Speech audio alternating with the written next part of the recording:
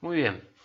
Habiendo entonces ya definido qué son los activos, cuáles son las cuentas principales que lo componen, cuál es el criterio bajo el cual se ordenan, pasaríamos a hablar del siguiente elemento que compone a un balance contable.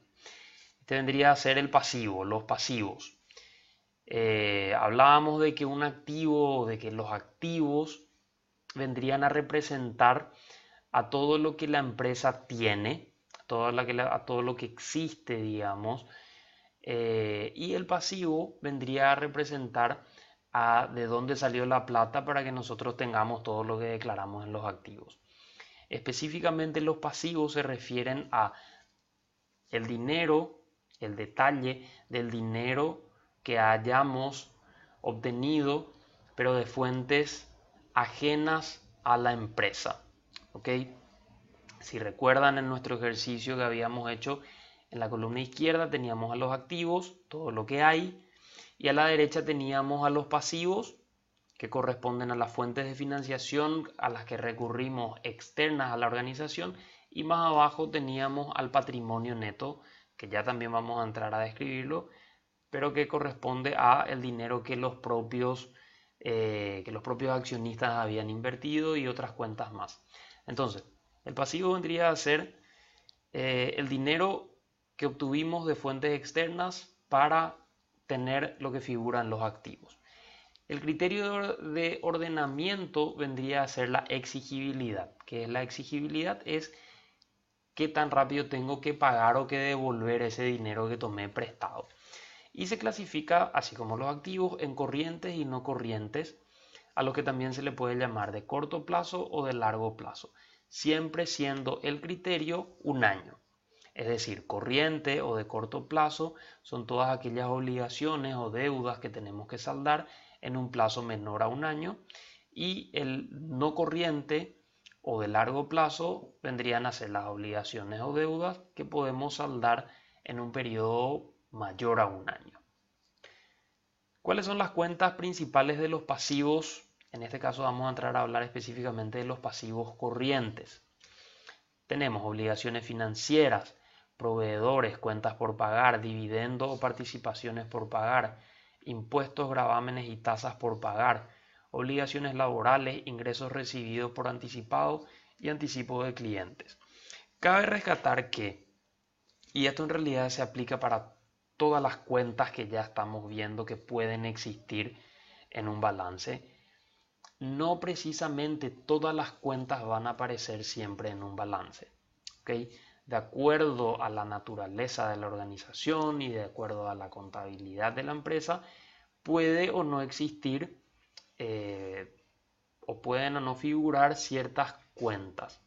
También depende mucho de la situación en la cual se encuentra la empresa. Una empresa puede o no estar teniendo obligaciones financieras, si es que haya tomado o no un préstamo. O una empresa, remontándonos un poquitito a los activos, hablábamos de que una empresa de servicios probablemente no tenga un inventario. Sin embargo, una industria lo más probable es de que sí tenga un inventario. Entonces, aquí lo que buscamos en esta diapositiva y en estos videos es de detallar la mayor cantidad de cuentas posibles que puedan aparecer en un balance contable. Vamos a ir definiendo rápidamente cada una de estas cuentas del pasivo corriente. Obligaciones financieras. El valor de las deudas con entidades financieras, tanto en moneda legal como en extranjera, cuyo plazo de vencimiento es menor de un año. Tomamos prestado de un banco, de una financiera, 50 millones y nos prestaron ese dinero a 180 días, es decir, 6 meses. Entonces nosotros, si es que tenemos que devolver eso en un plazo que es menor a un año, eso cae en un pasivo corriente bajo esa cuenta. Proveedores. Las deudas con proveedores del país o del exterior, tanto en moneda local o legal como extranjera, por concepto de mercancías o materias primas adquiridas a crédito. Nosotros recibimos Malta, recibimos hoy y tenemos la posibilidad de pagar recién a 90 días porque tenemos crédito con este proveedor. Entonces, nuevamente, deuda que tenemos que saldar en un plazo menor a un año corresponde a un pasivo corriente bajo la cuenta o la denominación de proveedores. Cuentas por pagar. Valor de deudas diferentes a las de proveedores. En este concepto se incluyen honorarios, servicios de mantenimiento, arrendamiento, servicios públicos, seguro, transporte, etc. Es decir, cualquier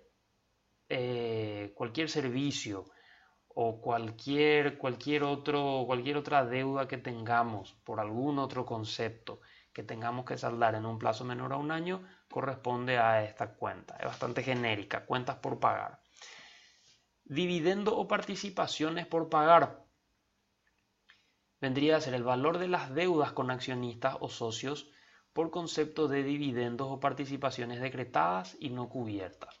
Habíamos visto ya, creo, esta cuenta cuando hacíamos nuestro ejercicio en videos anteriores, simulando de que, por ejemplo, nuestra empresa había ganado 100 millones de guaraníes en el ejercicio de un determinado año y decide la asamblea que ese dinero se va a repartir entre los accionistas. Desde que se decida repartir entre los accionistas, pero no se efectúe ese pago, entonces cae eso como una deuda que tiene la empresa para con los accionistas. Por ende, cae como un pasivo. Y por lo tanto corriente porque la deuda tiene que ser saldada en un plazo menor a un año. Impuestos, gravámenes y tasas por pagar. Valor de las deudas con el Estado por conceptos de impuestos y tasas, tal ley como impuestos de renta, IVA, impuestos de industria y comercio, predial de vehículos, etc. Es decir, toda tasa, todo impuesto, todo arancel que nosotros estemos adeudando o que le debamos al Estado, cae como una cuenta del pasivo corriente bajo esta denominación. Obligaciones laborales, valor de las deudas con los empleados y ex empleados por concepto de salarios, vacaciones consolidadas, primas de servicios, etc. Hay que aclarar de que hablábamos nosotros en un momento de que pago de mano de obra, salarios, honorarios, que se realizan de forma rutinaria y cotidiana no van en el balance. Entonces, ¿por qué estamos viendo esto aquí? Esto más bien corresponde a deudas que tengamos con algún funcionario, empleado, en cualquiera de estos conceptos, ¿ok? Es decir, tuvimos un despido a un funcionario y la indemnización, como era un funcionario con mucha antigüedad, la indemnización alcanza una suma bastante considerable, suma de dinero la cual no disponemos ahora mismo. Mientras no paguemos ese dinero a este funcionario o exfuncionario, entonces eso va como una obligación laboral en el pasivo, ¿okay? Y situaciones similares. Ingresos recibidos por anticipado, valores recibidos anticipadamente por servicios que no se han prestado. Si nosotros establecemos, somos una empresa proveedora de servicios y firmamos un contrato con un cliente y le solicitamos que hagan un anticipo del 50%, mientras nosotros no entreguemos ese trabajo, no entreguemos ese servicio, entonces nosotros estamos en deuda con ese cliente y por lo tanto eso va bajo la cuenta eso va en el pasivo, ¿ok? Otra cuenta similar es anticipo de clientes, que son valores recibidos de clientes por bienes o productos que no se han entregado. Lo mismo, si nosotros cerramos un trato con el centro de estudiantes de que vamos a proveerle 1000 litros de cerveza artesanal, pero pedimos un anticipo por esto del 50%, mientras nosotros no entreguemos esta mercadería, nosotros estamos en deuda con ese cliente y por lo tanto esa suma de dinero va en la cuenta de anticipo de clientes como un pasivo. Pasamos ahora a los pasivos no corrientes. Son todas esas deudas que podemos pagar en un plazo mayor a un año. Algunas cuentas representativas serían obligaciones financieras de largo plazo, representan deudas con entidades financieras con un plazo mayor de un año. Generalmente tienen porción corriente y porción no corriente. Si sacamos un préstamo a 5 años de 100 millones de guaraníes y tenemos que pagar 20 millones de guaraníes cada año, tenemos una porción la cual vamos a estar pagando en un plazo de un año, que son esos 20 millones de guaraníes. Los 80 millones de guaraníes restantes ya estaríamos pagándolos en un plazo mayor a un año y por lo tanto eso corresponde a un activo, a un pasivo no corriente. ¿Ok? Bonos en circulación. Aquí entramos con un nuevo elemento, con un nuevo instrumento que vendrían a ser los bonos. Vamos a entrar a hablar en más detalle de qué son los bonos, pero básicamente es deuda que la empresa emite. Es decir, al emitir bonos, la empresa lo que está haciendo es emitir deuda. ¿Y a quiénes le debemos nosotros la plata? A todos aquellos inversionistas que hayan comprado estos bonos. Pero básicamente es deuda o es dinero que la empresa debe a agentes externos a la organización. ¿Okay?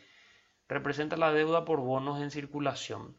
Esta operación la realizan el Estado o entidades privadas de gran tamaño, en ambos casos a través de una entidad bancaria que avala la operación.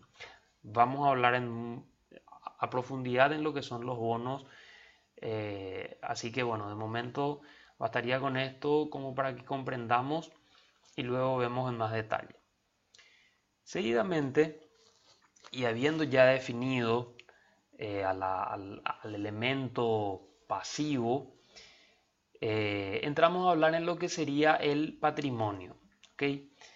El patrimonio básicamente vendría a ser la plata que los accionistas pusieron o la plata que la propia empresa generó. ¿Okay? Se encuentra generalmente o corresponde generalmente a no generalmente, sino que corresponde a una fuente de financiación, pero que no es exigible. ¿Ok? ¿Por qué decimos que no es exigible? A diferencia del pasivo, el patrimonio no tenemos la obligación, no estaríamos devolviéndole a las fuentes de las que haya provenido este dinero. ¿Okay? Entonces, representa el valor de los derechos de los propietarios sobre los recursos o activos de la organización. Contablemente corresponde a la diferencia entre el valor de los activos menos el valor de los pasivos. ¿Esto a qué se debe?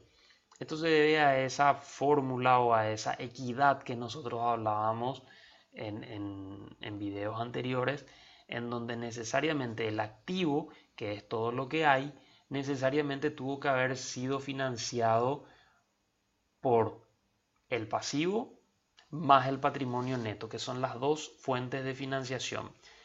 El pasivo corresponde a fuentes de financiación externos o ajenos a la organización y el patrimonio representa a fuentes de financiación internas o intrínsecas de la propia organización. ¿Okay? Entonces, haciendo un simple despeje de fórmula, el patrimonio vendría a ser la diferencia entre el activo menos el pasivo, pero es meramente eso. Cuentas principales del patrimonio: capital, superávit de capital, reservas, utilidades del ejercicio, utilidades de ejercicios anteriores, superávit por valorizaciones. Vamos a ir describiendo rápidamente cada una de ellas. Capital representa el valor de los aportes iniciales y posteriores de los propietarios. Nosotros veíamos en nuestro ejercicio que decíamos, bueno, nos reunimos entre unos cuantos emprendedores, inversionistas, y cada uno hace un aporte hasta que alcanzamos sumar una determinada cantidad de dinero. Eso representa el capital. Ese mismo aporte por parte de los accionistas se puede dar una o más veces. Entonces por eso vemos de que podría ser aporte inicial o posterior de los propietarios. Superávit de capital. Superávit de capital representa aumentos del patrimonio originados en mayores valores en colocación de acciones, primas y en donaciones recibidas en dinero o en especie. cuenta no muy